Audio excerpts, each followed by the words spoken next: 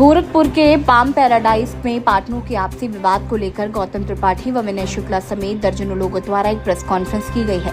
लोगों का आरोप है कि पाम पैराडाइज में एचप्रा लाइफ स्पेसेस के माध्यम से फ्लैट बुक किया गया था, जिसके अधिकृत पार्टनर जगदीश आनंद, अतुल सर्राफ और विकास केजरीवाल हैं। लोगों ने कहा कि वो बैंक से लोन लेकर फ्लैट्स की बुकिंग की, जिसमें कंपनी द्वारा कहा गया कि 2024 में लोगों को फ्लैटों का आवंटन के साथ साथ चाबी दे दी जाएगी, लेकिन पिछले 9 महीनों से पार्टनरों के आपसी विवाद के कारण लोगों की रजिस्ट्री रोक दी गई।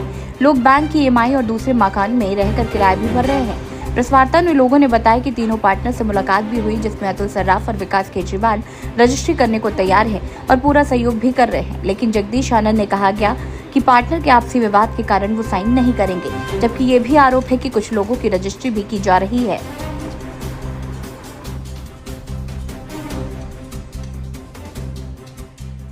ओनर हैं उन लोगों के सबके कार्यालय में हम लोग जाके सामूहिक रूप से ग्रुप बना के सबके कार्यालय में मिले हैं। सभी अलग अलग भी मिले हैं, सबके ऑफिस में गए हैं। सबका अपना अपना रोना है, सब लोग अपना अपना बहाना बना रहे हैं। कोई कहता है कि साहब हमारे पार्टनर नहीं तैयार हैं, कोई कहता है कि साहब हमारा हिसाब फंसा हुआ है, जब हिसाब हो जाएगा तब हम करेंगे। इसके साथ साथ हम लोग लगातार 8 महीने 9 महीने से इन लोगों को मेल के द्वारा, IGRS के द्वारा, DM सर के वहाँ एप्लीकेशन के द्वारा या किसी भी तरीके से इन लोग को अप्रोच कर रहे हैं। इनके ऑफिसेस में जा रहे हैं, लेकिन कोई भी ऐसा व्यक्ति नहीं मिल रहा है जो हम लोग को सही स्पष्ट चीज़ों को बता पावे।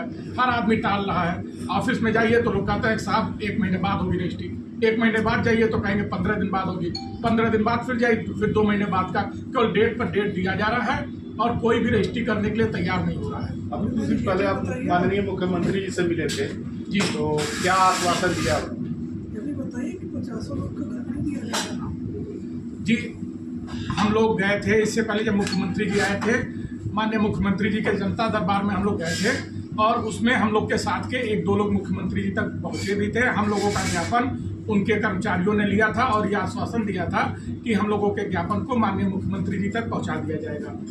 हम लोग इस चीज़ को लेकर आश्वस्त भी हैं कि माननीय मुख्यमंत्री जी अगर उस ज्ञापन को देखेंगे और यहाँ की परिस्थितियों के बारे में जानेंगे तो जरूर हम उनकी रजिस्ट्री तत्काल होगी। ऐसे कितने लोग हैं?